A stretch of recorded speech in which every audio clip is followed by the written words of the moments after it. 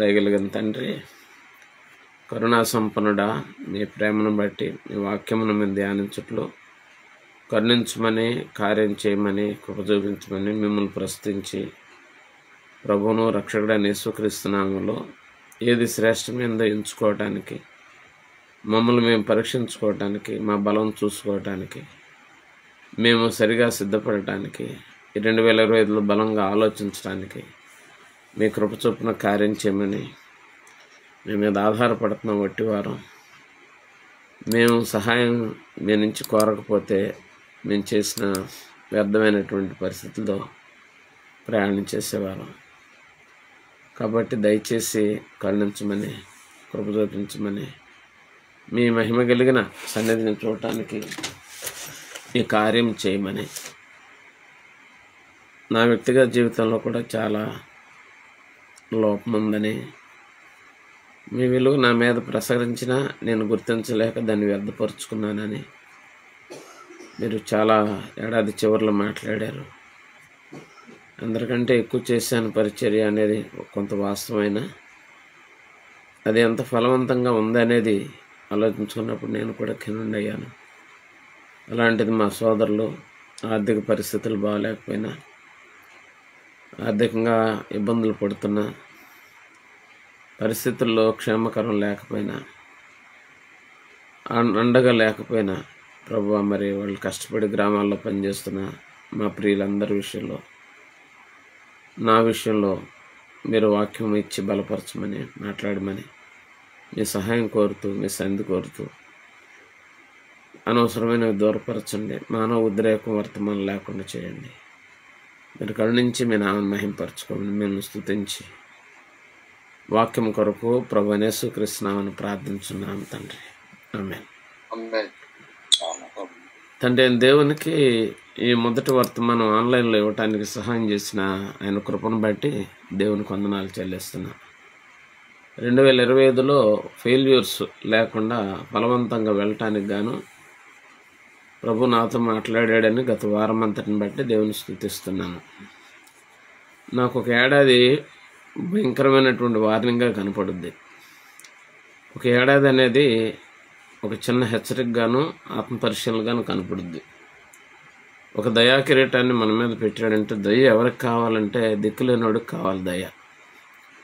మరి దిక్కులేని వాడికి దయ కావాలి అని అంటే మనము ఏడాదిలో గతించిపోవాల్సిన వాళ్ళమే. కానీ మన దయా కిరీటం మన మీద పెట్టాడంటే, నువ్వు దిక్కులేని వాడు కాదు, నేనున్నాను, నీకు నేను రాజరేఖ ఇస్తున్నాను. ఏ ఏడాది దేవుడు కిరీటం పెడతామన్నాడు మనకి.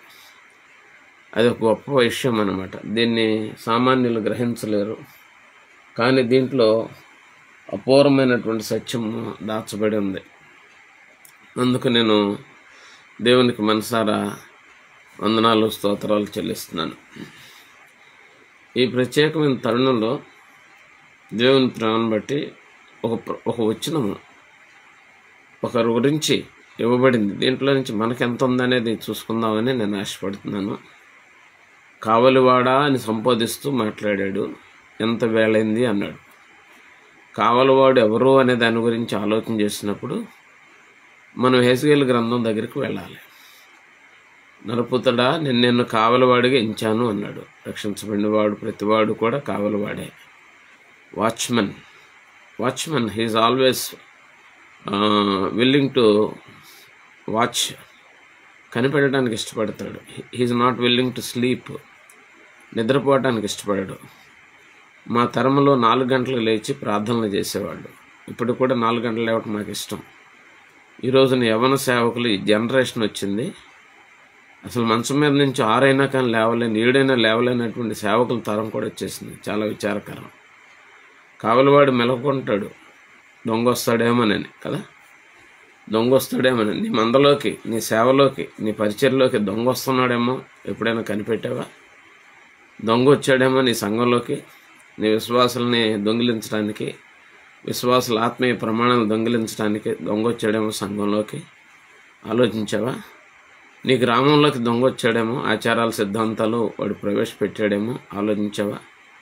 కావలివాడా, మరి నరపుత్రుడా, నిన్ను కావలివానికి ఎంచాను, నువ్వు జాగ్రత్త పడి దొంగ వస్తున్నాడని కేకై నువ్వు వేస్తే వాళ్ళు తప్పించుకుంటే నువ్వు ధన్యుడివి. వాళ్ళు తప్పించుకోకపోయినా నువ్వు కేక వేసావు కాబట్టి నేను నిన్ను వదిలేస్తాను, వాళ్ళని తీసుకుంటాను తీర్పులోకి. కానీ నువ్వు కావలవాడిగా చేయకుండా నువ్వు మౌనంగా నిద్రపోతే నేను వాళ్ళ కొరకు ఉత్తరవాదిగా ఎంచుతాను, నీకు నేను పనిష్మెంట్ ఇస్తానని యెహెజ్కేలు గ్రంథంలో స్పష్టంగా ఒక దేవుని సేవకుడితో దేవుడు మాట్లాడాడు. మనమందరం కూడా ఆ యొక్క వార్నింగ్ ఎట్టి పరిస్థితిలో కూడా మనం మర్చిపోకూడదని నేను మీకు తెలియజేస్తూ ఉన్నాను. ఈ అజ్ఞానపు ఆలోచన మనం చేయకూడదని మీకు తెలియజేస్తూ ఉన్నాను. మనం నిద్రపోవటం అనేది ప్రమాదకరమైంది. ఒక లైట్ హౌస్ దగ్గర ఇదివరకు దినాల్లో లైట్ హౌస్ పైకి ఎక్కి పెద్ద దీపాన్ని వెలిగించి పెట్టేవాళ్ళు అనమాట.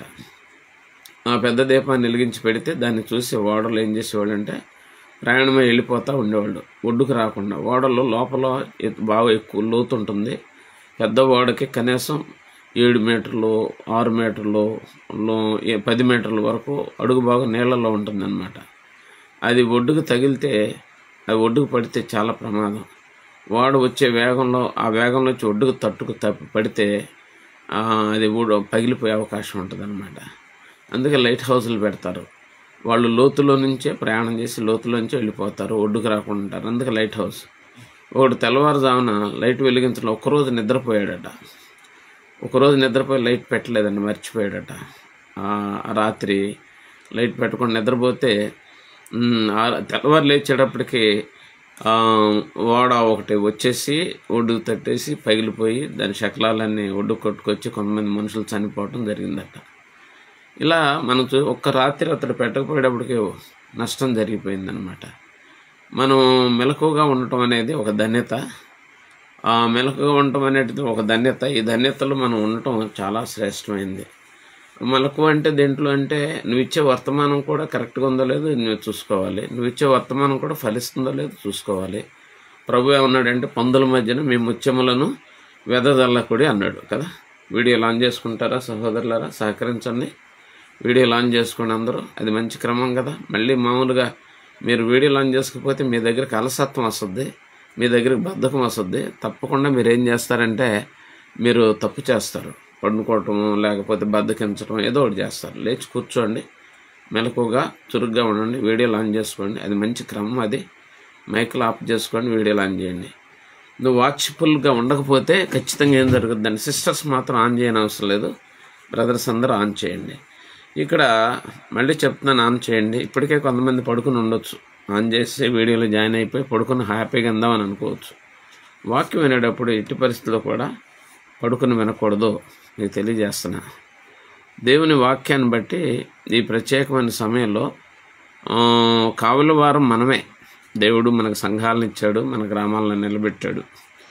ఆయన మనతో మాట్లాడతాడు. ఆ వాక్యాన్ని తీసుకెళ్ళి ప్రజలకు ఇచ్చి ప్రజలతో మాట్లాడేట్టుగా చేస్తాం. ముందుగా వర్తమానం ఎవరికి ఇస్తాడంటే సంఘానికి దేవుడు ఇస్తాడు, సేవకుడికి దేవుడు ఇస్తాడు. ఆ మనిషి ముందు దాన్ని ఆకలింపు చేసుకోవాలి. వాక్యం ఎప్పుడైనా సరే ఆ మనిషి వాక్యాన్ని పాటించుకోకుండా ప్రజలకు చెప్తే అది ఫలించదు. మీకు అది తెలుసా ఆ విషయం? ఇప్పుడు నేను అన్ని రకాల అనుభవం అనుభవించాను. వాక్యము చెప్పే సేవకుల్ని తర్బీదు చేసి మరి కమెండేషన్ ఇవ్వటం జరిగింది. విశ్వాసుల్ని సంపాదించాను, సేవకుల్ని సంపాదించాను. అలాగే మరి మందిరాలు కూడా సంఘాలు కూడా సంపాదించడం జరిగింది దేవుని కృపను బట్టి. కానీ వీటి అనుభవాల్లో నేను చూసినప్పుడు విశ్వాసి తను క్రీస్తు లేకుండా తిరుగుబాటుదారుడిగా మారుతున్నాడు విశ్వాసి. అలాగే మనం చూసినప్పుడు విశ్వాసులు ఎక్కువ అలసత్వము, ఆయాసము, బాధ లేకపోతే తిరుగుబాటు వస్తుందన్నమాట. చాలా బాధాకరమైన విషయం. అలాగే సేవకుడు కూడా ఏం చేస్తానంటే నేను ప్రసంగికుడు కదా, నాకు లేదా స్వేచ్ఛ, నేను ప్రసంగం చేసుకూడదా, నా సంఘంతో నేను సేవ చేసుకూడదు అనుకుంటూ పెద్దలని లేకపోతే నాయకత్వాన్ని మరి వ్యతిరేకించినటువంటి వాళ్ళు కూడా తయారవుతున్నారు. ఏదేమైనా మాదిరి తప్పు. అధ్యక్షుడైన వాడు పరిచారకులని మన సహవాసంలో మనం ఒకరికొకరు సేవ చేసుకునే వాళ్ళు ఉండాలి. కావలివాడు చాలా జాగ్రత్తగా ఉంటాడు, వస్తువులను కాపాడుతూ ఉంటాడు, దొంగ రాకుండా చూస్తూ ఉంటాడు, ప్రాపర్టీ అంతా కాపాడుతూ ఉంటాడు కదా. మనం కూడా సంఘాలను కాపాడుకోవాలి, మన కుటుంబాలను కాపాడుకోవాలి, మన జీవితాలను కాపాడుకోవాలి. దేవుడు అలా ఇచ్చాడు. అయితే ఇక్కడ ఒక ప్రశ్న కావలివాడికి వచ్చింది. అదేంటంటే ఎంత వేళయింది అనే మాట నా హృదయాన్ని కదిలించేసింది. ఈ ప్రశ్న రాత్రి కూడా నేను మర్మంగా మీతో మాట్లాడాను. నీ దినాలు ఇంకా ఎన్ని అయిపోయినాయి, నీ దినములను లెక్కించుకుంటున్నావా? మోషే భక్తుడు 120 సంవత్సరాలు బ్రతికిన వాడు దినములను లెక్కించుకున్నానని చెప్పాడనమాట. మనం ఆలోచన, గొప్ప నాయకుడు, మరి సముద్రాలని పాయలు చేసినవాడు, ఆకాశం నుంచి మరి ఆశ్చర్యకార్యాలు చేసినటువంటి వాడు, ఎర్ర సముద్రాన్ని పాయలు చేసినవాడు, అపూర్వమైనటువంటి రీతిలో మరి తాను ఏం చేశాడంటే దినములను లెక్కించడం నేర్పించని పాట పాడి ప్రశ్నించాడు. మనం లెక్కించుకుంటున్నామా? మన దగ్గర డబ్బు ఉందనుకో, చివరి 1000 రూపాయల్లోకి వచ్చి 500లోకి వచ్చాం, జాగ్రత్తగా లెక్క పెట్టుకుని ఇది ఎంతవరకు సద్వినియోగం చేసుకోవాలో అంతవరకు చేసుకుంటాం కదా. 50 ఏళ్ళు అయిపోయినాయా నీకు? 40 ఏళ్ళు అయిపోయినాయా? లేకపోతే 60 ఏళ్ళు అయిపోయినాయా? నువ్వేమైనా సరే లెక్కలు వేసుకుంటున్నావా? నీ దినాలని డబ్బు అయితే లెక్కేసుకుంటావు, ఆయుష్కాలాన్ని లెక్కేసుకోవా? దినాలు లెక్కేసుకో, రాత్రి మాట్లాడుకుని. అలాగే నీ జీవితంలో ఎంత వేళ అయిపోయింది? తెల్లారిపోతుందా? నీకు త్వరలో వెళ్ళిపోతావా? నువ్వు ఆలోచన చేసుకో. ఈ విధంగా ఈ పిలుపు 60 ఏళ్ళు వస్తేనే 70 ఏళ్ళు వస్తుందా? 40 ఏళ్ళ వాళ్ళు చనిపోలేదా? 30 ఏళ్ళ వాళ్ళు చనిపోలేదా?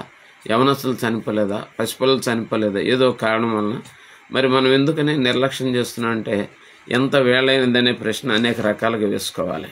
ఇక్కడ ఈ భాగంలో మనం చూసినప్పుడు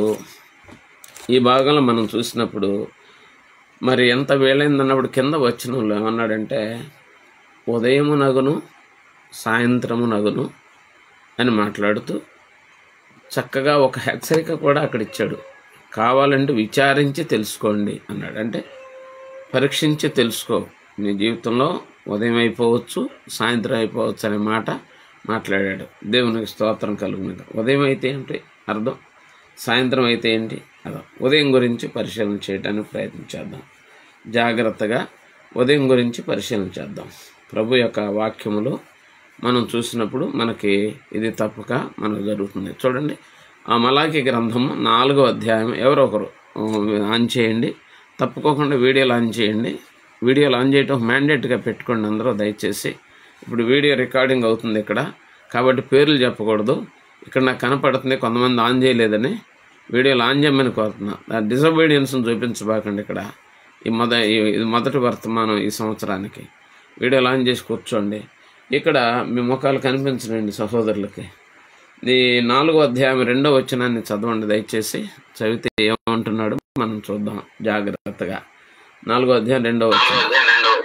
అయితే భయభక్తులు గల వారలకు మీకు నీతి సూర్యుడు ఉదయించును, రైట్, అతని రెక్కలు ఆరోగ్యము కలగజేయును గనుక మీరు బయలు చెంది క్రొవ్విన దూడలు గంతులు వేయునట్లు గంతులు వేయుదురు. మనం ఇక్కడ చూడాల్సిన వాక్యం ఏంటంటే, మనం ఆలోచన చేస్తే ఆయన యందు భయభక్తులు కలిగిన మీకు నీతి సూర్యుడు ఉదయించును అంటే ఇక్కడ కావలివాడ ఎంత వేళ అయిందంటే ఉదయము నగును అన్నాడు కదా.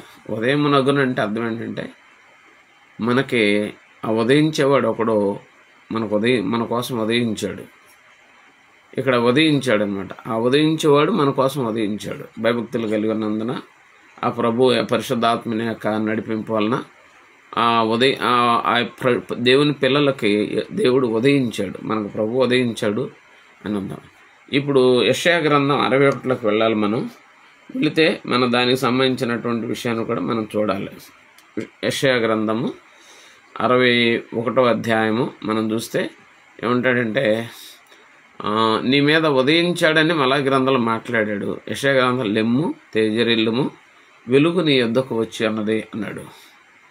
చదవండి ఆ వచనాన్ని చదివితే మొదటి 2 వచనాల్లో ఆ మాట మాట్లాడతాడు. చూడండి ఒకసారి. మాట్లాడినప్పుడు చక్కగా ఒక భావన కలిగిందనమాట. తీయగలరా? నన్ను చదవమంటారా? యెషయా గ్రంథం 60 మొదటి వచనం. 61. నీకు వచ్చి ఉన్నది లెమ్ము తేజరిల్లుము యెహోవా మహిమ నీ మీద ఉదయించును.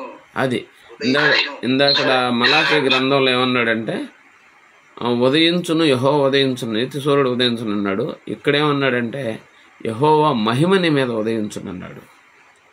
యెహోవా మహిమ నీ మీద ఉదయించును అన్నాడు. అంటే ఉదయం అయినప్పుడు ఆయన మహిమ మన మీద పడుతుంది. ఈరోజు వేకునే మన మీద ఆయన వెలుగు పడుతుంది. ఈరోజు నాశనం చేస్తావో బాగు చేస్తావో నీ ఇష్టం. ఆయన పడుకుంటావో చక్కగా అలసిపోయాను 1వ తారీఖున 31వ తారీఖున అలసిపోయాను బాగా, వాగ్దానాలు బాగా పనిచేశాను. మేము వాగ్దానాలు పంచం. బైబిల్లో వందల వాగ్దానాలు ఉన్నాయి, అన్నీ మనయే. ఒక్క వాగ్దానాన్ని పట్టుకుని దేవుడికి ఇచ్చాడనేటువంటి బలహీనమైన స్వభావం మాకు లేదు. మాంసపు కూర వడ్డించినప్పుడు 7, 8, 10 మొక్కలు పడతాయి. ఒక్క మొక్క పెట్టి నీకు అన్నం పెడుతున్నాను అంటాం, మనం చెయ్యం. ఇజ్రాయేలీలు వాగ్దానాలు ఉన్నాయి, అన్యజనుల వాగ్దానాలు ఉన్నాయి, సంఘానికి వాగ్దానాలు ఉన్నాయి. బైబిల్ గ్రంథంలో 40,000 వాగ్దానాలు ఉన్నాయి. ఈ 40,000 వాగ్దానాలు సంఘానికి కొన్ని ఉన్నాయి, సేవకులకు కొన్ని ఉన్నాయి, విశ్వాసులకు కొన్ని ఉన్నాయి. కానీ ఒకటి మాత్రం వాగ్దానం లేదు. ఎన్నో వాగ్దానాలు ఉన్నాయి. ఎన్నో వాగ్దానాలు ఉండగా ఒక వాగ్దానం చూపించి ప్రజలను మభ్యపెట్టి 2000 ఇదే నీ వాగ్దానం అని అంటాం, లాటరీ తీయటం మాకు నచ్చలేదు. అప్పుడప్పుడు చిలక జాతం 20 పుస్తకాలు తీసి ఆ చిలకమ్మ తీయంటే ఏం చేస్తారంటే, ఆ చిలకమ్మ వచ్చి ఒకటి తీస్తే ఇదే నీ జాతకం అంటారు. అట్లాగే ఒక 300 వాగ్దానాలు పళ్ళెంలో పెట్టి 500 పెట్టి అన్నీ తీసుకో చిలక, 2 కాళ్ళ చిలక, నడిచే చిలక అని మన వాగ్దానాలు తీపించేటువంటి ఆ పరిస్థితుల నుంచి మేము బయటపడిపోయాం. దేవుని స్తోత్రం. ఎందుకంటే వాగ్దానం తీయటం మరి అవిధేయతకు సూచన అని, దేవుని మాటకు లాటరీ వేయకూడదని, చిలక తీసినట్టు ఒక వాగ్దానం తీయకూడదని 100 వాగ్దానాలు ఉన్నాయని నేను నమ్ముతున్నాను. ప్రతి వాడికి అనేక వాగ్దానాలు ఉన్నాయి. హెబ్రీ పత్రికలో అంటాడు, వాగ్దానములు నిలిచి ఉండగా మనం మన పరిశుద్ధతను సంపూర్తి చేసుకొనచ్చు, మనం ఆ విశ్రాంతిలో ప్రవేశించదు అంటాడు. ఎన్నో వాగ్దానాలు ఉన్నాయి. అందుకే వాగ్దానాలు అనేది 31 రాత్రికి తీయటం ఎంత కాలం అయిపోయిందో మేము ఆపేసి దేవుడు మాట్లాడినప్పుడు. ప్రతిరోజు వాక్యం ద్వారా వాగ్దానం చేస్తున్నాడు, ప్రతిరోజు తలంపుల ద్వారా వాగ్దానం చేస్తున్నాడు, తన ఆత్మ ద్వారా ప్రేరణ కలిగించి వాగ్దానం చేస్తున్న దేవునికి స్తోత్రం కలుగును గాక. ఇక్కడ ఆయన సూర్యుడు ఉదయించుననేది ఒక వాగ్దానము, లెమ్ము తేజరెల్లుము ఆయన మహిమ నీ మీద ఉదయించుననేది రెండో వాగ్దానం. మనం చూసినప్పుడు ఆయన ఉదయించినప్పుడు ఆయన వెలుగు పడింది, ఆ వెలుగును మహిమగా చెప్పాడు, ఉదయించునంటాడు. అక్కడ అంటాడు జనములు నీది వెలుగునకు పరిగెత్తు, ఎందుకంటే ఆయన మహిమ నీ మీద పడింది కాబట్టి నీ వెలుగులోకి బాగా అర్థం చేసుకోమని కోరుతున్నాను. దేవుని వెలుగు పనివాడి మీద పడింది, సేవకుడి మీద లేకపోతే క్రైస్తవుడి మీద పడింది. ఆ వెలుగులోకి ఏం చేశారంటే జనాలు వస్తారు అని మాట్లాడాడు కదా. ఎంత ఆశ్చర్యకరమైనటువంటి మాట. మనం చూసినప్పుడు ఇది అర్థం చేసుకోవాల్సిన అవసరం మనకు ఎంతైనా ఉంది. ఇప్పుడు బాప్తిస్మా ఇచ్చే యోహాను గురించి మనం ఆలోచించేద్దాం. అతని గురించి యోహాను సువార్త 5వ అధ్యాయంలో వెలుగు ప్రకాశించుచున్నది కానీ చీకటి దానిని గ్రహింపకుండాని అంటాడు. వెలుగు వస్తుంది ప్రకాశించను కానీ చీకటి దాన్ని మరి స్వీకరించలేదంటాడు. నిజంగా ఒక సేవకుడిని ఒక గ్రామానికే పరిమితం చేస్తాడనే విషయానికి నేను పూర్తిగా వ్యతిరేకని.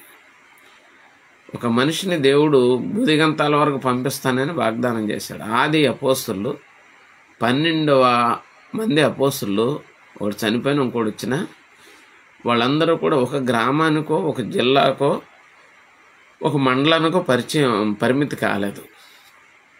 వారి వెలుగు ప్రపంచం అంతా వెళ్ళిపోయింది. దైవజనుడా, రోషం తెచ్చుకుంటావే ఈ ఉదయకాలంలో? ఓ క్రైస్తవ బిడ్డ, సహోదరుడా, నువ్వు రోషం తెచ్చుకుంటావు ఈ పూట. జాగ్రత్తగా నీవు ఒక గ్రామానికి, ఒక వాడకట్టుకి, ఒక 10 మందికి నువ్వు పరిమితమయ్యేంత దౌర్భాగ్యమైన పరిస్థితిలోకి వచ్చావేమో. ఒకవేళ కేవలం నువ్వు నీ హద్దులు దాటనే లేదేమో, నీ సరిహద్దు తాళ్ళు పొడుగు చేయకుండా నీ బతుకంతా అయిపోయిందేమో, నువ్వు చేరువైపోయావేమో. నీకు ఇచ్చిన 10 మంది గొప్ప అనుకుని, నీకు ఇచ్చిన 100 మంది గొప్ప అనుకుని, నీకు నువ్వే పంపు కొట్టుకుని బూస్ట్ చేసుకుని నేను గొప్ప సేవకుడిని అనుకుని నీకు నువ్వే ఇంకా అనేక మంది జనాలు నీ దగ్గరికి రాకుండా నీ వెలుగు నువ్వు పరిమితం చేసుకున్నావేమో. ఒకవేళ ఆలోచన చేసుకో. నేను కూడా అప్పుడప్పుడు కొన్నిసార్లు అనుకుంటూ ఉంటాను, నేను అవనగడ్డలోనూ కొత్తపేటలోనూ ఉండకుండా ఉంటే, కొంచెం నేను ఒక గ్రామానికి పరిమితం కాకుండా ఉండుంటే ఇంకెంత బాగుండదో అనుకుంటాను. ఎందుకంటే లేచినాక అలిగేవాళ్ళు శనిగేవాళ్ళే సంఘంలో ఎప్పుడు చూసినా. ఎక్కువ సేవ చేయకపోతే సేవ చేయలేదంటారు, ఎక్కువ సేవ చేస్తుంటే ఈయన అటు ఇటు వెళ్ళిపోతున్నాడు పట్టించుకోండి అంటారు.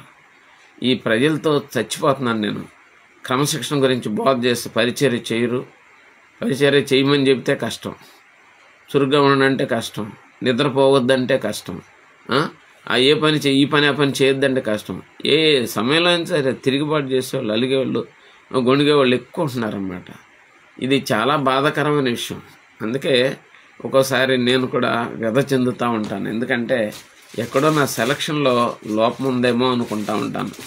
ఏదేమైనా కానీ మరి మన బలహీనతలో కూడా ఆయన బలం మరి ప్రసన్నం అవుతుంది కాబట్టి దేవుడు కొంత వాడుకున్నాడేమో. అందుకే అతి జాగ్రత్తగా ఆ వెలుగును మనం పొందిన దాన్ని ఏం చేయాలంటే అదే జాగ్రత్తగా మనం కాపాడుకోవాలి. ఇప్పుడు ఆ వెలుగును పొందినటువంటి వాడు బాప్తిస్మిచ్చే యోహాను, ఆయన యోర్దాను నదిన ప్రకాశిస్తూ ఉన్నాడు. ప్రకాశిస్తుంటే అతడు పట్టణంలో మీటింగ్ పెట్టలేదు, అతడు పల్లెలో సంఘం కట్టలేదు, అతడు నది ఒడ్డున కేక పెడుతున్నాడు. ఆయన గురించి ఏమన్నాడంటే అరణ్యములో ఒక కేక అన్నాడు. కేక అన్నప్పుడు ఏం జరిగిందంటే ఆ పట్టణంలో వాళ్ళందరూ ప్రజలందరూ యోర్దాను నదికి పరుగులు తీశారు. సేవకుడా, నా దగ్గరికి ఎవరు రావట్లేదండి, నా మాట ఎవరు వింటలేదు అన్నవాడు, నువ్వు మనసు మార్చుకోవాలి. పూట నీ వెలుగు సరైనదైతే నీ దగ్గరికి వస్తారు. చదవండి మళ్ళీ వాక్యమును, ఆ వాక్యాన్ని చదవండి సహోదరులారా. ఇప్పుడు చదివింది తేజరెల్లము ఆయన మహిమ నీ మీద ఉదయించును. చదవండి ఆ మాట, అక్కడ ఏమన్నాడో చూడండి, మళ్ళీ చదవండి, దాన్ని కొనసాగించండి. ఆయన ఎంత గంభీరమైన మాట మాట్లాడతాడో చూడండి దయచేసి. ఏమంటాడు? ఉదయించను, మహిమ యెహోవా మహిమ నీ మీద ఉదయించెను. చదవండి. చూడుము, భూమిని చీకటి కమ్ముచున్నది, కటిక చీకటి జనములను కమ్ముచున్నది. యెహోవా నీ మీద ఉదయించుచున్నాడు, ఆయన మహిమ నీ మీద కనబడుచున్నది. జనములు నీ వెలుగునకు వచ్చెదరు. చాలండి. రాజు నీ ఉదయకాంతికి వచ్చెదరు.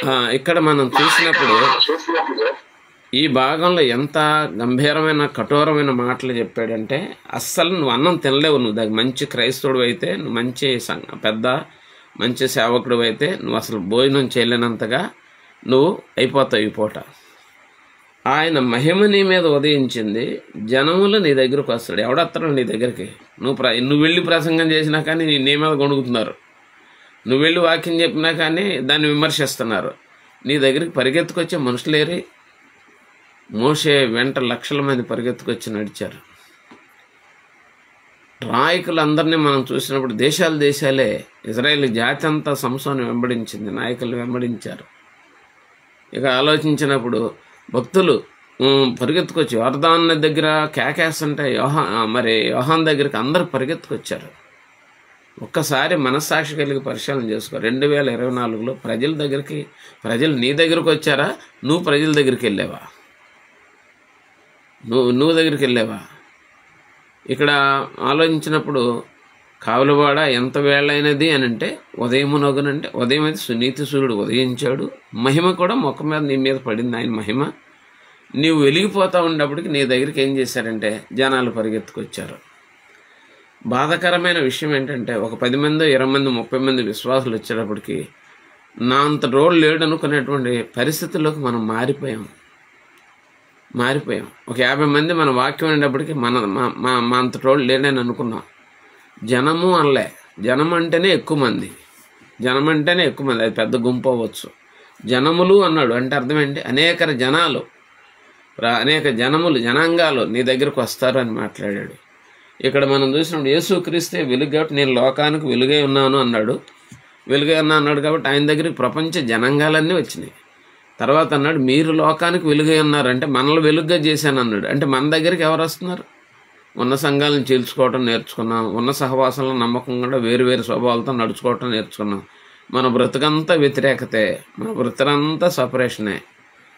నాకు అనుభవం ఇచ్చిన దేవునికి వందనాలు చెల్లిస్తున్నా. నేను ఒకవేళ మనసు పెడితే వాళ్ళ మీద మనసు పెడతానని మా వెంట నడిచిన సేవకులను కూడా దేవుడు ఏం చేశాడంటే వాళ్ళ మీద మనసు పెట్టొద్దని చెప్పాడు. ఎందుకంటే ఎప్పుడు మేము వేరుగా చేసుకుంటామనే మాట్లాడతారు మా వాళ్ళు. కలిసి యుద్ధం చేద్దామనేటువంటి మాట మాట్లాడలే. నేను అనుభవం మీద నాలో తండ్రిని కానీ ఒక అన్నను కానీ చూడలేని సేవకులు మా వాళ్ళు చాలామంది ఉన్నారు. నేను ఎంత ప్రయాసపడినా ఎంత చేసినా ఒక అన్నను కానీ ఒక తండ్రిని కానీ చూడలేని సేవకులు చాలామంది ఉన్నారు. 49 మంది సేవకులను తయారు చేశాను. మా ఇంటికి రావడానికి ఇష్టపడిన వాళ్ళు ఉన్నారు ఇప్పటికీ. ఎందుకు అలా చేస్తారు? తీరా ఉన్న వాళ్ళు ఫలించారంటే ఏ ఒక్కరికి కూడా ఒక 100 మంది విశ్వాసులు లేరు ఈ 49 మందిలో. మనం ఆలోచించినప్పుడు వాళ్ళకు ఉన్నటువంటి ఆలోచనే అది నేను గమనించాను. వాళ్ళ విధానాలే అలాగుంటాయి మనం ఆలోచించినప్పుడు. అందుకే ఇక్కడ ఏమంటున్నాడంటే, నాకు వేసుకున్నాను నేను ప్రశ్న, జనాలు నా దగ్గరికి రావాలి. ప్రభు దయ వలన మరి ఈ విషయంలో 2025లో నన్ను నేను సరి చేసుకోవాలని నేను కూడా వ్యక్తిగతంగా ఆశపడుతున్నాను. ఎందుకంటే విస్తరించిన పరిచర్యలో నేను కొంచెం మారాలనే నేను అనుకుంటూ ఉన్నాను, ఇంకా శక్తివంతంగా మారాలని నేను అనుకుంటా ఉన్నా. మరి నేను ఎలా అనుకుంటే మరి మీలో ఉన్న మీ సంగతి ఎలాంటిది అని ఆలోచన చేస్తే, నీ మీద ఆయన వెలుగు పడిందా, ఆయన మహిమ ఉదయించిందా? మహిమ ఉదయిస్తే జనములు పరిగెత్తుకొస్తారు కదా. ఎంత చక్కని మాటని దేవుడు ఇక్కడ ఇచ్చాడు, మీరు చూస్తారా? 2వ పేతురు పత్రిక 3వ అధ్యాయం 8వ వచనం చదువుతారా? 2వ పత్రిక పేతురు 3వ అధ్యాయం 8వ వచనం చదువుతారా? ఎంతలో అక్కడ ఉందో చూడండి వాక్యము, చూడండి వాక్యము. నీ మీద ఆయన వెలుగు పడింది అన్నాడు. చూడండి ఇక్కడ చూడండి దయచేసి 3వ అధ్యాయము 8వ వచనం చూద్దాం. పేతురు 2వ పత్రిక తీసుకున్నాడు, చదవండి.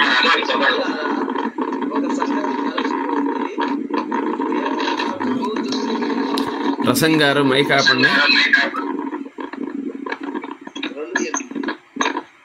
3:8 చదవండి. 3:8 చదవండి. 1000 సంవత్సరాలు ఒక దినములనే ఉన్నవి, కొందరు ఆలస్యమని ఎంచుకొనినట్లు ప్రభు తన వాగ్దానమును గూర్చి ఆలస్యము చేయువాడు కాడుగా. ఇక్కడ 1000 సంవత్సరములు ఒక దినం అంటే అర్థం ఏంటంటే, కాలములను దేవుడు కూడా ఏం చేశాడంటే ఉదయాలు సాయంత్రాలని పెట్టుకున్నాడని మనం ఇక్కడ అర్థం చేసుకోవాలి.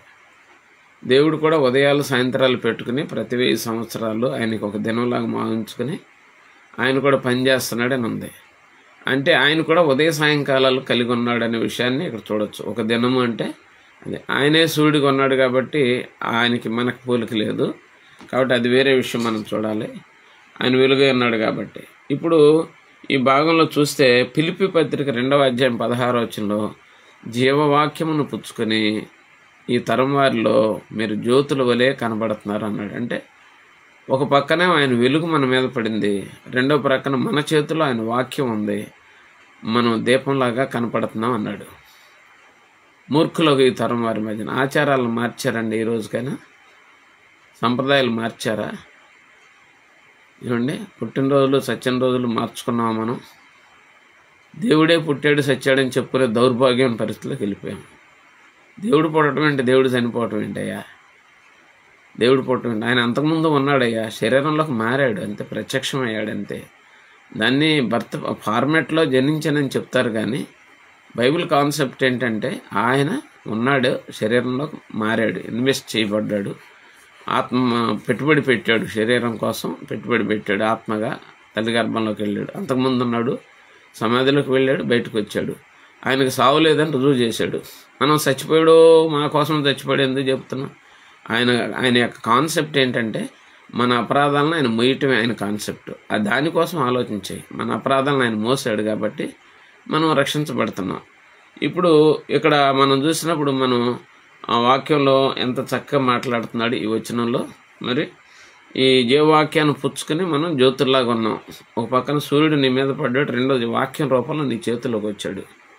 నువ్వు ఆ వాక్యాన్ని సరిగ్గా చూపించాలి ఇతరులకి కదా. ఆలోచన చేసినప్పుడు నీ చేతిలో వెలుగుంది, నీ ముఖం మీద వెలుగుంది అని ఇక్కడ మనం చూడాలి. ఆయన ప్రకాశించాడు, నీ ముఖం మీద నీ జీవితం మీద వెలుగు పడింది. అంతేగాని వాక్యంగా నీ దగ్గరికి వచ్చాడు, నీ చేతుల్లోకి వచ్చాడు.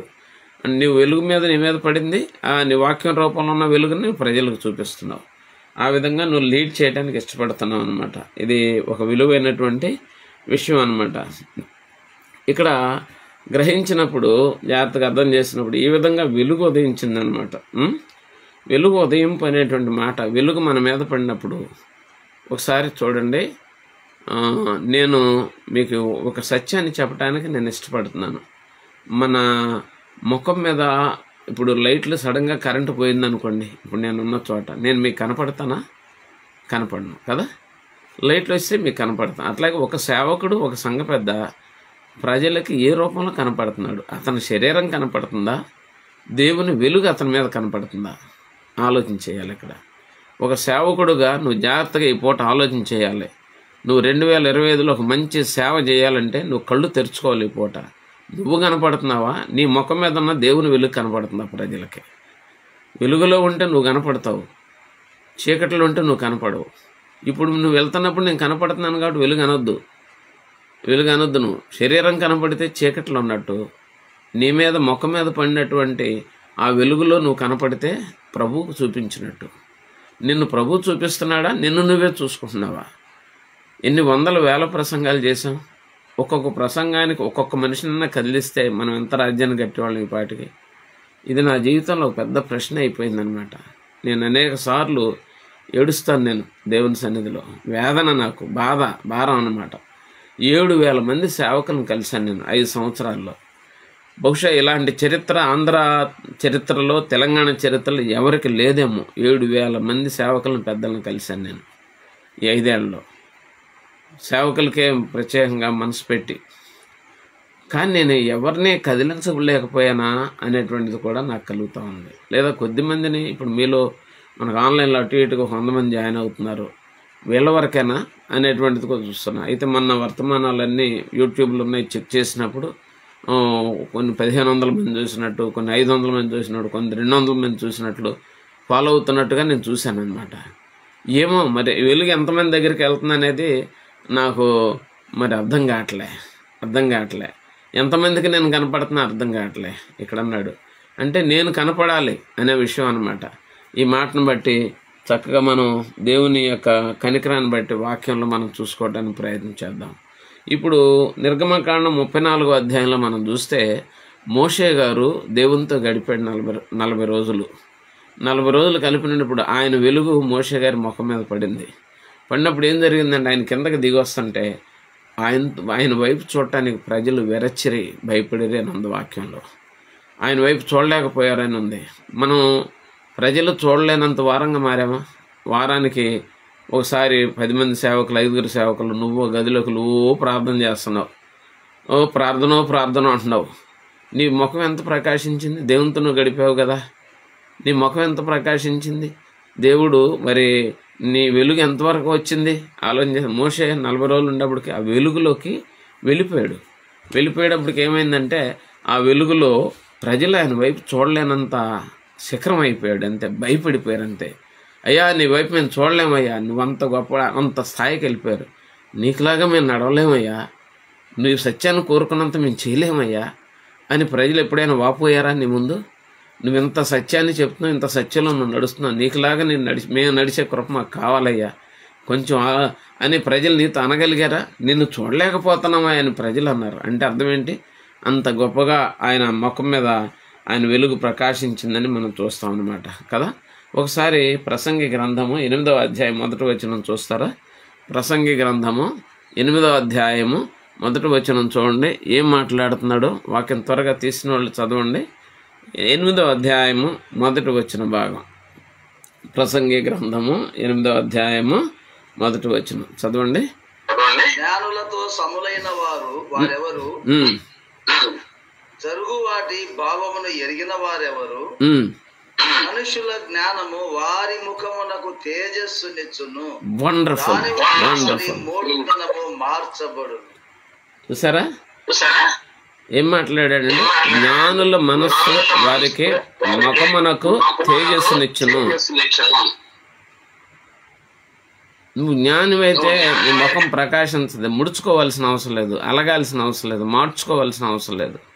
పనికిరాని మనుషులాగా అయిపోతున్నాం మనం. తప్పుకొని తిరుగుతాం నేర్చుకున్నాం బాగా. ప్రతి దాంట్లోనూ కూడా తప్పు చేయటం నేర్చుకున్నాం బాగా. మనల్ని మనం సమర్థించుకోవటం నేర్చుకున్నాం. మన ముఖాలు ప్రకాశించాలంటే మనలో జ్ఞానం ఉండాలి. కొరింథీ 1:37 ప్రకారము యేసుక్రీస్తు జ్ఞానము ఆయను అని ఉంది వాక్యం. మీరు చదివారా? జాగ్రత్తగా మీరు ఆలోచించి. యేసుక్రీస్తు జ్ఞానమయను అన్నదే. ఇక్కడ జ్ఞానము మనుషుల జ్ఞానము వారి ముఖమునకు తేజస్సునిచ్చును అని, దాని వలన వారి మోటుతనము మార్చబడు. మొరటగా బతుకుతున్నావు సేవలో, చండాలంగా అబద్ధాలు, తెల్లాలేసిన కాడి నుంచి వేరు స్వభావాలు. నాది నేను చేసుకుంటాను సేవ, నన్ను వదిలేయచ్చుగా. ఇది ఒకటి నేర్చుకున్నారు బాగా, మొరటతనం, మోటుతనం. ఇక్కడ ఏమనంటే నీ ముఖమునకు తేటనైనటువంటి జ్ఞానం కలిగిందంటే జ్ఞానం ఎవరు? యేసుక్రీస్తే. 1 కొరింథీ 1:30 అంటాడు, యేసుక్రీస్తు వారికి జ్ఞానమాయని అంటాడు, యేసుక్రీస్తు వారికి వెలుగాయననే మాట మాట్లాడతాడు ఇంకో చోట. ఆ మరణ ఛాయ కలిగిన వాళ్ళ మధ్యన వెలుగు ఉదయించనంటాడు లోకాసు వార్తలో మనం చూసినప్పుడు. నీ మీద వెలుగు పడితే ఇక్కడ మహిమ ఉదయిస్తే జనాలు నీ దగ్గరికి వస్తారన్నాడు. ఈ రెండో మాట ఏమన్నాడు? నీ మొరటుతనం మార్చమని. ఏంటి నీ మొరటుతనమా?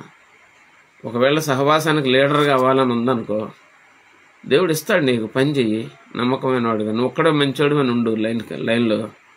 పెద్ద ఉండవాళ్ళందరినీ పాడు చేసి వేరు మాటలు మాట్లాడి వేరు ఆలోచన చేసి ఎందుకు అట్లా నాశనం చేయాలి? క్రిస్టియన్ మెంటార్స్ నడిపించాలనంటే నడిపించు. నేను అడ్డగోలుగా ఉంటే ఒకవేళ నన్ను చంపేసి నీకు ఇస్తాడు. పో అవతలకు పో అన్నాడు మోషేనంతే. ఎందుకంటే ఆ మోషే కొండ మీద ఉన్నప్పుడు మధ్యలో ఒకడు ఉన్నాడు కనిపెట్టుకుని. వాడు కొండ పైకి వెళ్ళలేదు, ఎందుకంటే మోషే ఒక్కడే వెళ్ళాడు. కొండ కింద లేడు, జనాలతో కలవలే, మధ్యలో ఉన్నాడు. ఆయన సేవకుడికి అందుబాటులో మధ్యలో కనిపెట్టాడు యెహోషువ. దేవుడే చూశాడనమాట. ఇదిగో నువ్వు వెళ్ళిపోను, అర్జెంటుగా విషయాలన్నీ యెహోషువకు అప్పచెప్పు అని చెప్పేశాడు. ఏమనుకున్నావు? అధికారం అంటే, సేవ అంటే ఏమి లేకుండా ఉట్టిడిపోయేవాళ్ళు. ఈ మధ్యకాలంలో విశేషం జరిగిందండి. సంవత్సరం చివరిలో కృతజ్ఞత కొడుకులు పెడతాం మేము. మా సంఘాల్లో సంవత్సరం చివరిలో కృతజ్ఞత కొడుకులు పెడతాం. మా సేవకులు ఎంత గొప్పవాళ్ళు అంటే మొత్తం కృతజ్ఞత కొడుకులని ఎత్తిపారేశారు అంతే. ఒక్కడే పెట్టుకున్నాడు, ఎత్తిపారేశారు. పండగలు చేసుకోవడం మొదలుపెట్టారు, ఒకళ్ళు ఇద్దరు ముగ్గురు. అదేంటంటే వాళ్ళని కదపకూడదు ఇక. నేను అందుకే దేవుడు మాట్లాడాడు, వాళ్ళ మీద నా వెలుగు లేదు, వదిలే. ఎందుకు ఈ దౌర్భాగ్యమైనటువంటి జీవితాలు మనకి?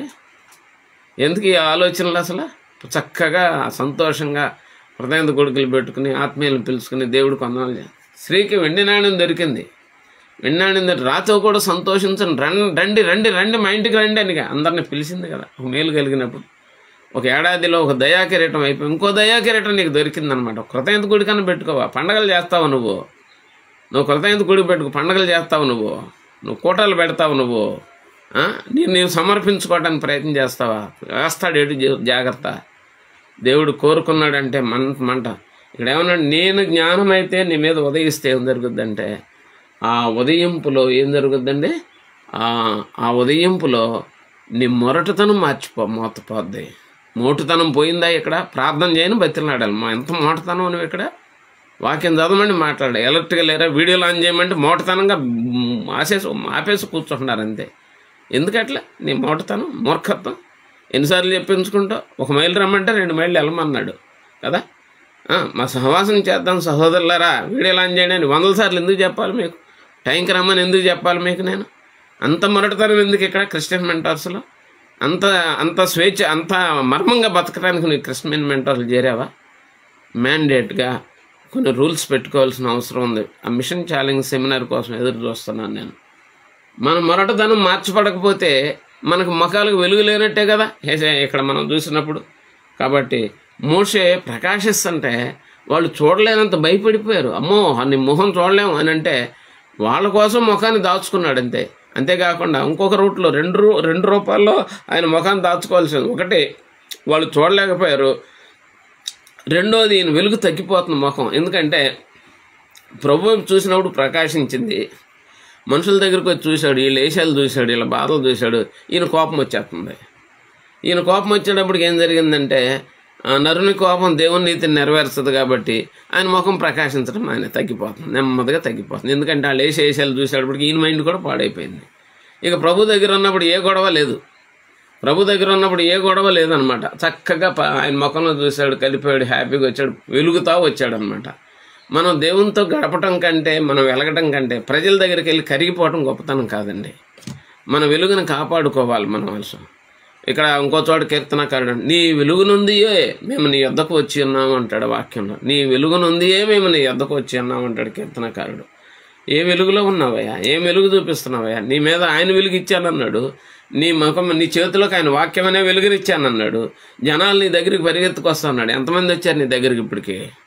ఎంతమంది వచ్చారు నీ దగ్గరికి? ఇప్పుడు నువ్వు ప్రశ్న చేసుకోవా? ఎంతమంది వచ్చారు? 30 ఏళ్ళ నుంచి 20 ఏళ్ళ నుంచి 10 ఏళ్ళ నుంచి ప్రసంగాలు చేస్తూనే ఉన్నావు నువ్వు. ఎంతమంది వచ్చారు నీ దగ్గరికి? నువ్వు ఆలోచించుకున్నావా?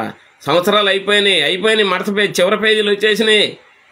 క్యాలెండర్ని తీసి అవతల పడేసావు, నిన్ను కూడా తీసి పడేసే రోజు వచ్చేసింది దగ్గరికి.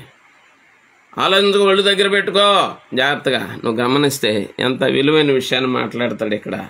మనం ఆలోచించినప్పుడు ఆయన కొండ మీదకి ఎక్కినప్పుడు మత్తయి సువార్త 17వ అధ్యాయంలో ఆయన ముఖము రూపాంతరం చెందెను, ప్రకాశించనని వాక్యంలో ఉంది. యేసుక్రీస్తు అనే కొండ మీదకి నువ్వు ఎక్కావు. ఆయన ఎత్తైన చోటకి పాపమని ఊబిలోంచి నిన్ను పైకెత్తి రక్షణ కొండ మీదకి తీసుకొచ్చాడు. నీ ముఖం వెలిగిందా? ఆలోచించినప్పుడు ఆ రాళ్ళేసి చంపుతున్నారు. ఎవరండి? స్టెఫనుని చంపేస్తున్నారు. రాళ్ళేసి కొడుతుంటే ఏమనుంది? అపోస్తుల కార్యం 6వ అధ్యాయం 15 అతని ముఖము దేవదూత వలె ప్రకాశించనుంది. శ్రమలలో రాళ్ళు వచ్చి పడుతుంటే కళ్ళు చితికిపోతున్నాయి, తల పగిలిపోతుంది, గోపం మాడిపోయింది, పళ్ళు ఊడిపోతాయి, చుట్టూ ఉండి రాళ్ళు వేసి కొడుతుంటాయి. అతని ముఖము దేవదూత వలె. కష్టాలు ఉంటాయి నీకు. ఏం కష్టాలు పడ్డావు నువ్వు? 1,00,000 రూపాయలు నేను దేవుని సేవ ఖర్చు చేసి ఆ నెలలో 1000 రూపాయలు లేక 500 లేక బాధపడుతున్న సేవకుడు నేను. ప్రతి నెల ఏం కష్టపడ్డావు? మంచి చెప్పి రాళ్ళు వేయించుకున్నావాడిని. ఆచారాలు తీసేయాలంటే 60 మంది 70 మంది నేను పనిచేసే గ్రామంలో కర్రలు వేసుకుని మీదకి వచ్చారు నా మీదకి. ఆచారాలు తీసేయాలంటే మా తాతల నాటి సిద్ధాంతాలను తీసేయడానికి ఊళ్ళోకి వచ్చాడు ఈడేవడరా బాబు అని. విన్నావా? ఏం కష్టాలు పడ్డావు నువ్వు? నువ్వేమైనా కష్టాలు పడ్డావా? నీ సంఘం నీ మీదకి ఎప్పుడన్నా వచ్చారా? నీ బాధలు ఏమైనా పడ్డావా నువ్వు? నీ ఊళ్ళో ఏమైనా నీ మీదకి వచ్చారా ఎప్పుడన్నా? నువ్వేం కష్టాలు పడ్డావు? నువ్వు ఆలోచన చేసినప్పుడు యేసుక్రీస్తు కష్టాలు పడ్డాడు ఉంది, అపోస్తులు కష్టాలు పడ్డది, మిషనరీలు కష్టాలు పడ్డారని ఉంది, నా బోటోళ్ళు కష్టపడ్డారు. నువ్వేం కష్టపడ్డావు? ఆలోచన చేయ ఒకసారి. డబ్బులు లేక బాధపడు. ఇది కష్టం కాదే? అది కష్టం కాదే? దేవుడు ఏమన్నాడు అంటే పనివాడి జీతానికి పాత్రుడు అన్నాడు. నీ దొడ్లో పనిచేసేవాడికి ఎలక్ట్రీషియన్ పని చేస్తే 500 ఇచ్చి పంపించేస్తావు. నా దొడ్లో పని చేస్తే నేను ఎవనా? నువ్వు సరిగ్గా పని చేయలేదు కానీ నీకు ఇవ్వట్లేదు అన్నాడు దేవుడు. అంతే. పనివాడి చేత దేవుడు అబ్బతీయుడు కాడు కదా. మనుషుడు అబ్బతీయుడు అవుతాడు కానీ దేవుడు అబ్బతీయుడుగా. నువ్వు కరెక్ట్గా పని చేస్తే నేను చూస్తాను అన్నాడు, నీ అవసరాలు తీరుస్తాను అన్నాడు కదా. ఇప్పటికీ ఒక ఛాలెంజింగ్గా నేను చనిపోయినా మీ అందరి ముందు ఒకటే సూత్రం ఏంటంటే, నా సంఘంలో వచ్చేది 4 రూపాయలే, కానీ నేను చేసేది 10 రూపాయలు 12 రూపాయలు పరిచర్య చేస్తున్నాను. ఎలా సాధ్యం అది? దేవుడు చేస్తున్నాడు అంతే. దేవుడు చేస్తున్నాడు అంతే. అంతవరకే మా ఆలోచించినప్పుడు మనం ఎప్పుడు చూసినాం కుంటి సాకులు, పేదవాళ్ళమి, లేకపోతే పని లేదు, మాకెవరు సహాయకులు లేరు. ఈ భయంకరమైన మాట మాట్లాడుతున్నాను నేను. ఉన్నతమైన సహాయకుడు నీకున్నాడు. ఆయన వెలుగు నీ మీద ప్రసరించింది. ఆయన వాక్యం నీ చేతిలోకి వచ్చింది. నువ్వు వెలుగుతున్నావు. నీ చేతుల్లో వెలిగే కాగడా ఉంది. జనాలు నీ దగ్గరకు వస్తారని వాగ్దానం ఉంది. అయినా కానీ ఈరోజు సాధించలేక కుంటి సాకులు, ఒంటి సాకులు చెప్పి సంవత్సరాలు గడిపేస్తున్నటువంటి పిచ్చి క్రైస్తవుడా, దేవుని బిడ్డ, ఈ ఉదయకాలంలో 2025లో నువ్వు ప్రకాశించాలని దేవుని పేరట నేను బ్రతిలాడుతున్నా. నువ్వు వెలగాలి ఈ సంవత్సరం. నీ పేరు మీద ప్రజలు రావాలి. నీ పేరు మీద మెంటార్స్లు అనేక మంది జాయిన్ అవ్వాలి. నీ పేరు మీద పోషకులు తయారవ్వాలి. నీ పేరు మీద అబద్ధాలు ఆచారాలు పాటించేవాళ్ళు మారిపోవాలి. విన్నావా? లోకానుసారమైన ప్రవర్తన ఉన్నటువంటిదంతా పోవాలి. జనములు బాప్తిస్మిచ్చి యోహాను దగ్గరికి పరిగెత్తారన్నమాట. రాజులను ఎదిరించిన వాడు ఆ వెలుగైనటువంటి బాప్తిస్మిచ్చి యోహాను. మనం పంచాయతీ వార్డు మెంబర్ను కూడా ఎదిరించమన్నమాట. విన్నావా? పంచాయతీ వాళ్ళని తీసుకొచ్చి దండలేస్తామన్నమాట చర్చిల్లో. మనం చూసినప్పుడు ఎంత భయంకరమైనటువంటి వాళ్ళకి మనం మారిపోతాం. మనం ఆలోచన చేయము కదా. ఆలోచన చేసినప్పుడు మీకా గ్రంథంలోకి వెళ్దామా? ఇప్పుడు నేను వెళ్ళే ముందు చెప్తున్నాను, ఉదయం కలిగితే ఆయన వెలుగు వస్తే ఆయన మహిమని మీద ప్రసరిస్తే ఎంత పవర్ఫుల్గా నువ్వు ఉంటావు. కానీ ఆ పవర్ను కూడా మోషే పోగొట్టుకున్నాడని, అతని ముఖం చీకటి అయిపోయిందని, చివరికి ఆయన మీద పడిన వెలుగు దేవుడికి నచ్చగా మోషే చాలయ్యా సేవ అస్తమయం అయిపోయిందా నీకు, వెళ్ళిపో బాబు, నువ్వు వెళ్ళిపో మోషే, ఈ వద్దులే ఇంకోటికి ఇచ్చేసేయ్యా అని చెప్పిన దేవుడు ఈ ఉదయకాలంలో ఈ 2025లో నిన్ను కూడా ముగించమంటాడేమో ఒళ్ళు దగ్గర పెట్టుకో. నిన్ను కూడా ముగించమంటాడేమో ఒళ్ళు దగ్గర పెట్టుకో. మనసు పెట్టి జాగ్రత్తగా ఆలోచన చేయి. దేవుని వాక్యాన్ని బట్టి ఎంత విలువైన విషయాన్ని దేవుడు మాట్లాడాడు మనం ఆలోచించేసి. సంవత్సరాలు వచ్చేసి నేను స్వీట్లు పంచి, లేకపోతే క్యాలెండర్లు మార్చి నువ్వు సంఖ్యలు కొట్టుకున్నావేమో, సంవత్సరం పేరు మీద కానుకల రూపంలో కొద్దిగా సంపాదించుకున్నావేమో. కానీ గుర్తుపెట్టుకో, నీ లెక్కలు అయిపోయినాయేమో. ఉదయం అయిపోయింది, వెలుగు వచ్చింది, నువ్వు సద్వినియోగం చేసుకోవాలి. సాయంత్రం అయిపోయిందేమో. కావలివాడా, ఎంత వేళయింది? మన మూలవాక్యం ఈరోజు. ఎంత వేళ అయ్యా? ఉదయం అయిందయ్యా, సాయంత్రం కూడా అయిపోయిందయ్యా అంటున్నాడు ఇక్కడ. సాయంత్రం కూడా అయిపోయిందయ్యా అంటున్నాడు. అంటే అర్థం ఏంటంటే ఆ సాయంత్రం సూర్యుడు కనుమరుగవుతాడు. ఆ సాయంత్రం సూర్యుడు కనుమరుగవుతాడమ్మా. సూర్యుడు కనుమరుగు చీకటి వస్తుందమ్మా. చీకటి రాజ్యం వెళ్ళటానికి వస్తుంది. అక్కడ ఏమన్నాడంటే, లెమ్ము తేజరిల్లము, భూమి మీద చీకటి కమ్మి అన్నది, నీ మీదకైతే వెలుగు వచ్చింది. నీ మీద పడిన వెలుగు ఎక్కడికి వెళ్ళాలి? ఆ చీకటి ఉన్న ప్రజల మీదకి వెళ్ళాలి. ఇదిగో సూర్యుడి మీద వెలుగు చంద్రుడి మీద పడింది. చంద్రుడి మీద వెలుగు వెన్నెల రూపంలో భూమి మీద పడింది. అప్పుడు ప్రజలు చీకటిని తప్పించుకుని వెన్నెల్లో నడుస్తున్నారు. నీ వెన్నెల్లో ఎంతమంది నడిచారు నాయనా? 100 మంది నడిచారా? 50 మంది నడిచారా? ఎంతమంది నడిచారు నాయన? నువ్వు ఒకసారి ఆలోచించుకయ్యా. జీవితం అంతా ప్రసంగాలు చేస్తూనే ఉన్నావు. నీ వెలుగులో పలానా ఆయన వెలుగులో నేను నడిచానండి అనేటువంటి మాట ఎవరైనా చెప్పగలరండి? ఆలోచించినప్పుడు నీ వెన్నెల వాళ్ళ మీద ప్రసరించిందా, చీకటి పడిపోయిందా? ఆలోచన చేస్తే మీకా గ్రంథం 3వ అధ్యాయం 6వ వచనం చదివితే ఒక మాట అంటాడు. చూడండి ఒకసారి. మీకా గ్రంథం 3వ అధ్యాయం.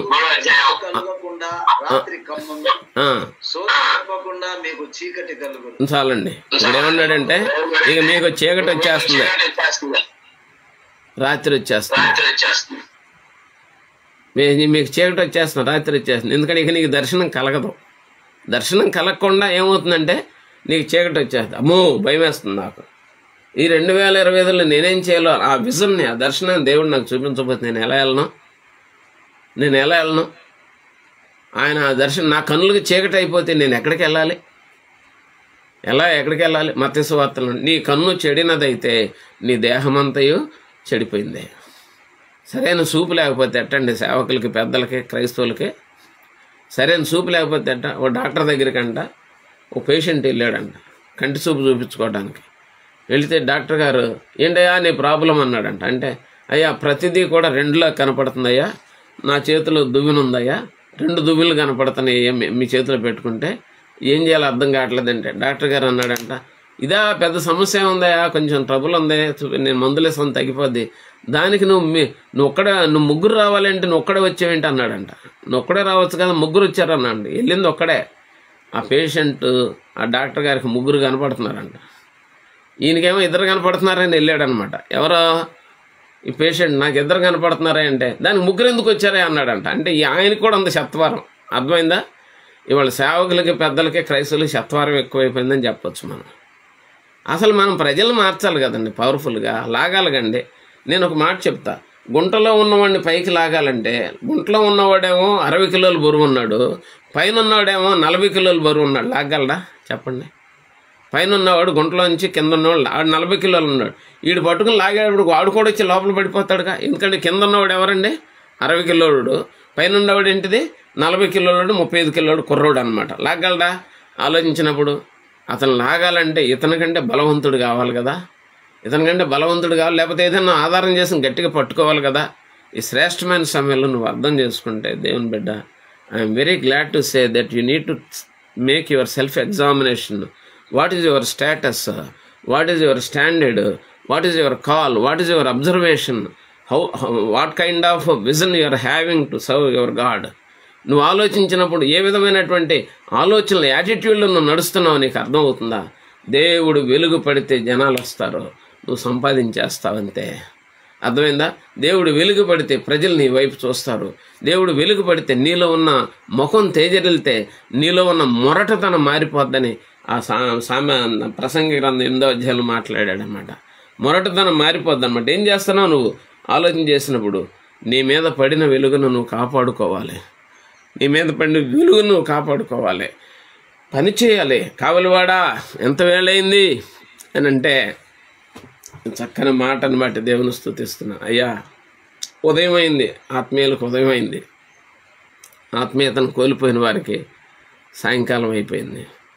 అంటే కొంతమందికి ఈరోజే ప్రారంభం అవుతుంది గొప్ప సేవకి 2025లో. కొంతమందికి ఈరోజుతోనే ముగింపు కూడా వస్తుంది, సాయంత్రం అయిపోతుంది. 2025 నీకు ఉదయమా లేకపోతే సాయంత్రమా?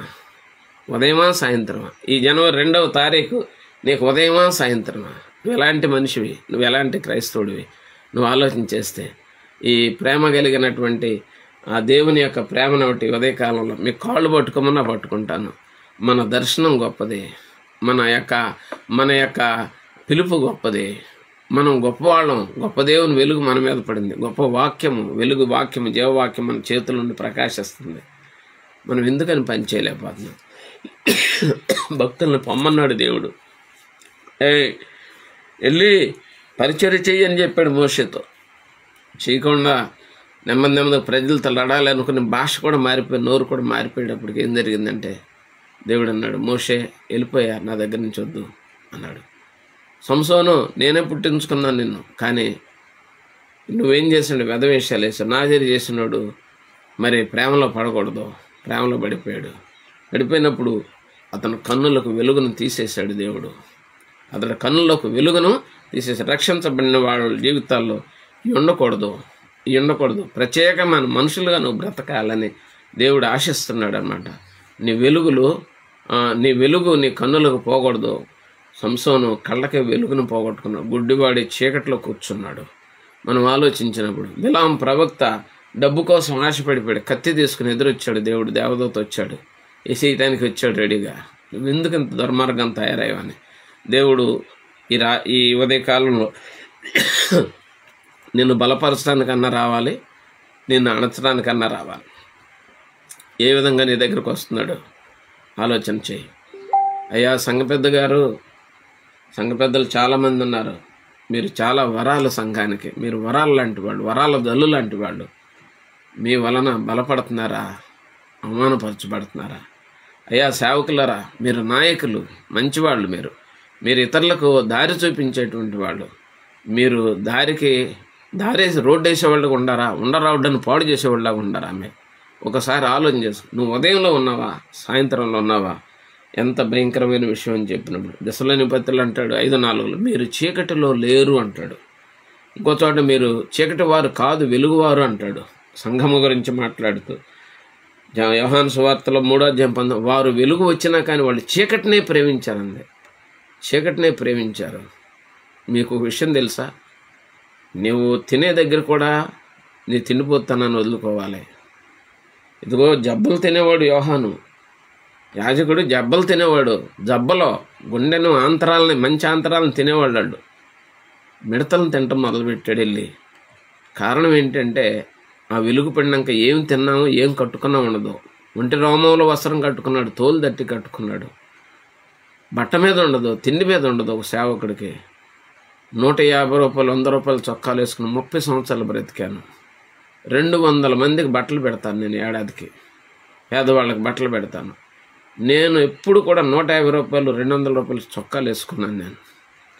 అవి తొందరగా చినిగిపోయినా సరే వాళ్ళకి నేను పెట్టిన దానికంటే తక్కువలోనే నేను వాడుకోవాలనుకునేవాడిని. నాకు దేవుడు ఆ విధంగా. మొన్న ఒక సహోదరులు మేము పనిచేస్తూ ఉంటే నా పిల్లలు యవనస్తులు అడిగారు, 11 గంటల దాకా టిఫిన్ చేయలే, పనిచేస్తా ఉన్నా, మీకు ఆకలేదా అని అడిగారు. అవును నాకు ఆకలేదు, పనే ఆకలే. మీకు నీరసం రాదా అన్నారు. లేదు, దేవుని పని చేస్తా ఉంటే బలం. 18 ఏళ్ళ sugar patient, heart patient, operation జరిగిన వ్యక్తి ఇంత బలంగా ఎందుకున్నాడు అని అంటే ఆయన వెలుగు నా మీద ఉంది. డబ్బు లేకపోయినా ఎలా ఉన్నా అంటే ఆయన వెలుగు నా మీద ఉంది. నేను ఎక్కడ నీరసపడుతాను? అందుకే ఆలోచించినప్పుడు మరి అయినప్పటికీ కూడా నేను ఎక్కడో నాకు వెలుగు తగ్గుతుందేమో అనేటువంటి భయం నాకు కూడా ఉంది. నేను ఎందుకంటే చెప్తున్నాను, నాకు అశ్రమయం అయిపోతే నన్ను కప్పేస్తారు, నన్ను తీసుకెళ్ళి పాతి పెడతారు. నాకు ప్రయోజనం ఏముంది? నాకు ఉదయం అయితే నేను పగలంతా పనిచేస్తా. ప్రతిరోజు ఉదయం కావాలి, ప్రతి సంవత్సరం ఉదయం కావాలి. దేవుని స్తోత్రం కలుగును గాక. మీరందరూ కూడా మంచి ఉదయంగా భావించాలి ఈ సంవత్సరాన్ని, ఈ రోజుని. సాయంత్రంగా మలుచుకోకూడదు. మీరు దేవుని యొక్క ప్రేమను బట్టి, ఈ మాటను బట్టి మనం చూస్తే ఎంత గంభీరమైన సత్యాన్ని మనం ఈ పూట మనం నేర్చుకుంటున్నామో మనం కనపడుతుందన్నమాట. ఇక్కడ మనం చూసినప్పుడు 8వ అధ్యాయం ప్రసంగ గ్రంథంలో ప్రతి సంగతికి విమర్శించే సమయం ఉందంట. చూస్తారా మీరు? విమర్శించే సమయం ఉందంట. ప్రతి సంగతిని 8:6 అంటాడు, విమర్శించే సమయం ఉందంటాడు. కదా ఇర్మీయా గ్రంథం 6:19 అంటాడు, సమాధానం లేని సమయం సమాధానం పైకి వందనాలు చెప్పుకుంటా ఈ జనులు గోడకు ఏం చేస్తున్నారంట, పైకి బాగు చేస్తా మట్టి గోడకంట గచ్చుపోత పోస్తున్నారంట. మాట్లాడాడు. ఎందుకు పై బోధలు, సమాజాన్ని మార్చలేని బోధలు ఎందుకు? ఆత్మశుద్ధి లేని ఆచారం అది ఎలా, బాండశుద్ధి లేని పాకమేళ, చిత్తశుద్ధి లేని ప్రార్థన లేనయ్యా క్రైస్తవ వేమన అన్నట్టుగా మనం ఏ విధంగా మారాం? వ్యవస్థను మెంటార్స్, ఒక సహోదరుడు నాతో మాట్లాడాడు. ఖచ్చితంగా మెంటార్స్ పిలుపు ఉన్నతమైందని నాకు అంకితం అయిపోయానండి. నేను నా సంఘం ఏ పనికైనా సరే మెంటార్స్ని వదిలిపెట్టదలుచుకోలేదు. మా సంఘ ఆదాయంలో కూడా మెంటార్స్కి నేను కొంచెమన్నా పంపిస్తాను, చిన్ని సంఘం మాది అని మాట్లాడుతూ పంపిస్తున్నాడు. ఈ మెంటార్స్ పిలుపుని ఎంతమంది అర్థం చేసుకున్నారో మనం జాగ్రత్త పడాలండి అన్నాడు. అంటే ఎంత గంభీరమైన మాటని చిన్ని సేవకుడు, చిన్న వయసులో ఉన్నవాడు, ఆ చిన్న సంఘంతో ఉన్నవాడు మాట్లాడాడు. నేను ట్రైనింగ్ ఇవ్వలే అతనికి, నేను అభిషేకం, ఆర్డినేషన్, కమెండేషన్ ఏమి ఇవ్వలే నేను. కానీ మెంటార్స్ యొక్క పిలుపుని అతను అర్థం చేసుకున్నాడని నాకు అనిపించింది. క్రిస్టియన్ మెంటార్స్ అంటే ఏంటి అనుకున్నావు? ఆలోచన చేస్తే ఇది it's not ordinary matter, it is a very great call అనమాట. ఆ దర్శనం, ఆ పిలుపు వేరండి. ఆ దర్శనం కనబడకుండా మన కన్నులకు చీకటి రాకూడదు. ఆలోచించినప్పుడు మన ముఖం మీద దేవుడు ప్రకాశించాడు. ఆఖరికి మోషే జనుల మనసులను చూసి తన పిలుపునే పోగొట్టుకుని పనికిరాని నడిపోయి ఒంటరిగా బయటకు వెళ్ళిపోయాడు. ఒక గొప్ప నాయకుడిని చివరిలో కూడా యోసేపునైతే ఎముకలను సహా మోసుకొచ్చారని ఉంది వాక్యంలో. యోసేపుని ఎముకలను సహా ఐగుప్తులను తీసుకొచ్చారని ఉంది. మరి మోషే ఎముకల సంగతి ఏంటి? మోషే సమాధి సంగతి ఏంటి అని అంటే, అతడు ముఖం ప్రకాశించడం తగ్గిపోయినప్పుడు దేవుడు అన్నాడు, పూర్తిగా నువ్వు మనిషిలాగా అయిపోయావు, కాని మాటలు బూతులు కూడా మాట్లాడేస్తున్నావు, కాబట్టి నువ్వు వెళ్ళిపో, బయటికి నువ్వు పక్కకి వెళ్ళిపో, నువ్వు నాయకుడిగా పనికిరావని దేవుడు దృష్టాంతంగా ఉంటాను మన ముందు రాసి పెట్టాడు బైబిల్లో. నన్ను తృణీకరించడానికి మనం ఉన్నామా? లేకపోతే మనం వాడుకునేందుకు ఉన్నాం? ఉదయం అయిందా నీకు, సాయంత్రం అయిందా? ఆలోచించుకుని నీ హృదయాన్ని పరిశీలన చేసుకోమని కోరుతున్నాను. నీ యొక్క సేవను పరిశీలన చేసుకో, సరి చేసుకో, ఒప్పుకొని 2025లో జీవితంలో ఎన్నడూ చేయనంత గొప్ప సేవకు నడుం బిగించు. ఎన్నడూ చేయనంత గొప్ప సేవకు నిన్ను అప్పగించుకో. ఈ మాటలను బట్టి దేవుడు మిమ్మల్ని బలపరిచి గొప్ప సేవ చేయాలని మిమ్మల్ని ప్రభువైన యేసుక్రీస్తు పేరిట బలపరుస్తూ ఆశీర్వదిస్తూ ఈ మాటలు ముగిస్తున్నాను. దేవుడి మాటలను దీవించును గాక. ఆమేన్. చక్కగా దైవ సేవకు ప్రేమ వందనాలు. ప్రభునందు ప్రియులారా, వాక్య ఫలింపు కోసము మరి ముగింపు ప్రార్థన ఒకరు చేయాలని ప్రేమతో మనవి చేస్తూ ఉన్నాం.